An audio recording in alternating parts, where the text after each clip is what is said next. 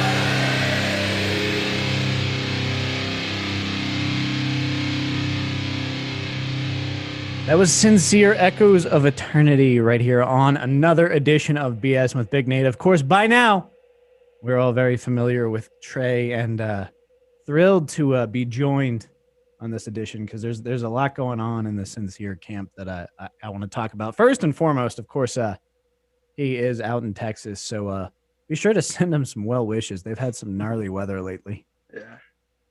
Any incidents you care to relate? Well, I was in the middle of using the bathroom when the power went out. That was probably like the worst of it. I mean, just a little unfortunate circumstances like that. I mean, thankfully, as bad as it was for us, I mean, it could have been a lot worse. So we're just grateful that we got through it and, survived it. But yeah, some people had it like Cameron actually was fine. Like I checked with him, like, I think 2 or 3 days afterwards. I was like, hey, are you all right? He's like, oh yeah, power never went out. I'm like, seriously? You lucky jerk. Yeah, I was like, all right, well, good for you then. But no, he was,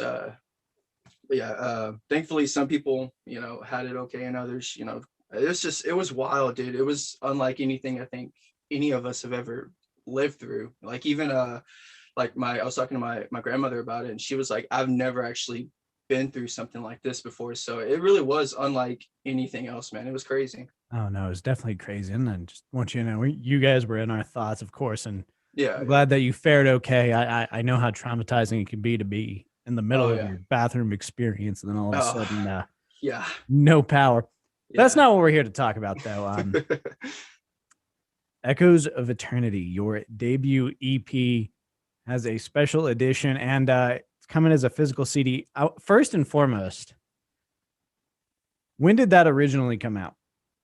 So Echoes of Eternity actually goes back all the way to when me and Cameron were in high school. So this was in the MySpace days, man. This is how old it was. I think we were maybe juniors. Like I was like 16, he was like 17 years old. Um, he had just started guitar. I want to say it was maybe like a year that he had just been writing like riffs and stuff. And I remember one day he posted on his profile, his music profile. It was called Echoes of Eternity, and it was for those of you who've seen the video, it's that little opening intro, the dun, dun, dun, like that was him. So like it dates back that far back, and I want to say that was like 2007.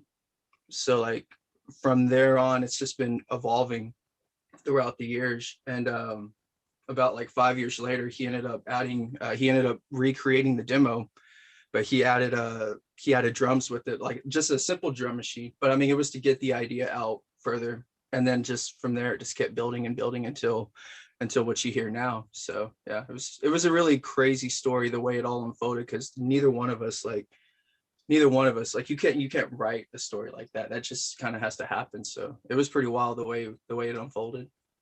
That's okay. I'm going to start with this. That's insane to me that it came out of like that high school mindset, that high school time period, because there's a real maturity there on that album, and it's or EP. Yeah, It's yeah. it's really evolved, and it's really like fully fleshed out. But it's also like there's an atmosphere there that you don't find with a lot of hard rock. Yeah, I think really, man, I think it really just comes down to all of the experience that we went through, because I feel like at that point when we had put that out, we were already pretty seasoned as far as songwriting, because we had been doing it for so long. So going back to the very first band that I was in, I have always tried to get Cameron involved in everything that I was doing, just because I was always such a huge fan of his guitar work. And when I tell you, every single band that I was involved in, I tried to get him in some way or another. And for whatever reason, it just never worked out. I always told him, I was like, one way or another, man, we're going to work together, because you're too good to not be heard. And I think at first we were just really talking about doing like a kind of just like an instrumental album or something. Because he has demos and demos of amazing interludes and instrumentals that no one's ever heard. And one day they'll see the light of day, you know what I mean? But yeah, man, it just really comes from all of the years of going through trial and error. And that's more or less what it came with, man. Because even whenever we had put out Echoes of Eternity, we had already written, I think, about like maybe 10 songs prior to that. So this was just a matter of just building up. And then when it came around 2017, it's like, this is what we're doing. Like, let's put it out. Let's see what happens. And yeah, it's kind of where it went. No, I mean it's phenomenal. I was really excited. Like I've been spinning it a ton on my Spotify. It is streaming on Spotify, but there are physical copies coming. Yes. Correct? Yes, physical copies at the end of the month. If anyone wants to pick one up, they're very limited. We only printed about 100 as of right now. There will be future pressings as time goes on, but as of right now, we didn't want to go too overboard with it, especially because, like you said, everything is streaming now. So we don't want to invest too much into CDs. A lot of people consider it a dead technology at this point, but I think this was mainly just for us, like a personal, because as a kid, all I dreamed about was going into the record store and seeing my CD in with, all of my favorite bands. And, now that times have changed, that's not going to happen, but at least I can still have a CD, and at least at the end of the year, I can still hold a stack of CDs in my hand with all the work that we've done. So that's something to work towards. And I can't wait for people to really hear all of these songs, not just this EP, but all the EPs that are coming out: Silent Convictions, Patch Me Up, Vicious Cycles, all of those. Like, I can't wait for people to really hear it the way it was supposed to be heard. So with these physical CDs and just these re-releases, we're gonna go all out with them for sure. I'm really excited for everything. I mean, Echoes of Eternity is just, there's a lot going on. It's very obvious that you and Cameron have a lot of influences. Mm-hmm. And there's elements there that just, first of all, it all meshes so very well. Um, if I were to describe it, there's some Deftones going on, there's some Def Heaven going on, and there's a lot of like, it's not your traditional like metal album that's gonna like balls to the wall. Like there's not a lot of that testosterone. It's more introspective. Yeah, definitely. And you kind of talk about, there's the other thing I want to mention is the Echoes of Eternity special that you actually put together. And first and foremost, I want you to produce all of my videos from now on, because it definitely created the vibe and it gave me more of a feeling for what I was listening to. I want to make a couple comments on that. First of all, it's on YouTube, and you guys need to check it out. If you've got like, I think it's like 11 minutes. Yeah, it's not too long. Yeah. So it's a good way to get like what Sincere is all about. There's a lot of great atmosphere going on, and you kind of just get the background on everything. The other thing I want to comment on is, does your engineer talk at all? Yeah, he does. Well, so Jonathan actually is kind of like the silent third member in a way. He's done a lot of background vocals for Sincere. The song Doppelganger Stranger actually had, he does a lot in that song. He actually co-wrote some of the lines and some of the stuff that we've written too. He's also guest starred on the title track Echoes of Eternity. So yeah, he's just kind of there really. I mean, he's involved more heavily with his band Count Your Dead with Julio, and that's mainly like his baby. You know, that's where his main focus is at. And I've actually helped them along the way too, sort of try and tell the same kind of stories and whatnot, because those guys have been grinding it out the same amount of time, if not longer than we have. So yeah, I mean, like I said, he's willing to just, you know, play the part. And I mean, he's been very, very instrumental, no pun intended, but like very instrumental with everything that we've done. I mean, all of the vocals that I have tracked were at his studio, or our studio, 1090 Studios. And yeah, I mean, he's always involved in some way or another. And yeah, I'm just grateful to, you know, have him a part of it, because I don't think Sincere would have functioned as well as it had if it wasn't for him. So yeah, I owe a lot to him as well. I think that the three of you together is just a match made in heaven, if you will. So never let Cameron or Jonathan go. Oh no, never. The other thing I want to ask you, because this special, it really captures a mood. And I think that was something that you kind of mentioned at the very beginning. And so like, what was that like for you? I mean, now you're years later, what's it like revisiting all that? Well, I think first off, and we both talked about it, I think that in a lot of ways, man, it kind of just reignited our love for those songs, because, you know, we had been, you know, like we were talking about, we had been grinding out a lot of these songs and hit or miss here and there. And I think with all of those songs, we just felt such a way about them. And revisiting it, man, it's I have perspective on it now. So in a way, I can see it like, you know, full circle, as opposed to just being in it, you know, because sometimes you're kind of just clouded by your anger, you're clouded by whatever's going on. And I don't know, I'm not really a fateful kind of guy. Like I don't want to put too much faith into things happen for a reason, but I do feel like everything that I had went through with my relationship, with, you know, losing one of my personal friends, there was just so much stuff going on, man. And I had just became a different person, and I became disconnected from everybody and everything. And to actually come back to life and, you know, to actually see that, it's just like, wow, like I can appreciate it for what it was. And I can still feel it, man. Like, you know, like I said on the video, like I can still, you know, while I was in the middle of mixing a lot of those parts, when I was just soloing Cameron's solo parts or whatever, like that mood that you were talking about, that's where that mood came from, because I would listen to that, and I would listen to that very intensively, and that's where all of those emotions stirred up. And I knew like that was going to be a very crucial part in the video. That was why I included those in the background because that was to sort of set the tone for, sort of just trying to paint more of a vivid picture of what it was that I was going through. So that was kind of where all of that came from, man. But I mean, there is no Sincere without Cameron, man. Like the way he writes, the melodies, everything, like all the emotion that I'm able to project out there and the emotion that people are able to get from what I'm saying and what I'm feeling, that's all from him. So I mean, we really are like a yin and a yang. Like we really do need each other in order to, keep going. So yeah. And another thing I loved about the special, and we've talked about this before, in one of the videos, is I love those.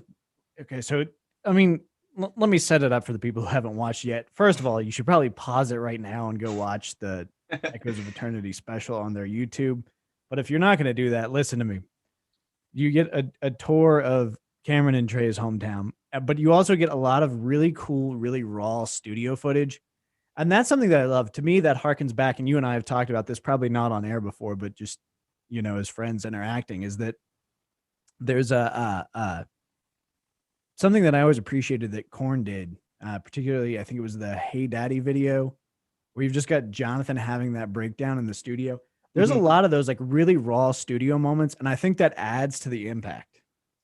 Absolutely, man. And it's so funny you mentioned that because I think that was another point that Cameron brought up, was that like it brought him back to the home videos that we used to watch, or like the making ofs that, we grew up like, because we would watch those and we would get inspired, and then we'd go out and we'd jam or whatever. And yeah, man, it's very, very reminiscent of that, because that was what resonated with me as a kid, watching that, because at the time, like the Who the Now, the original home video that you're talking about, I had that VHS tape.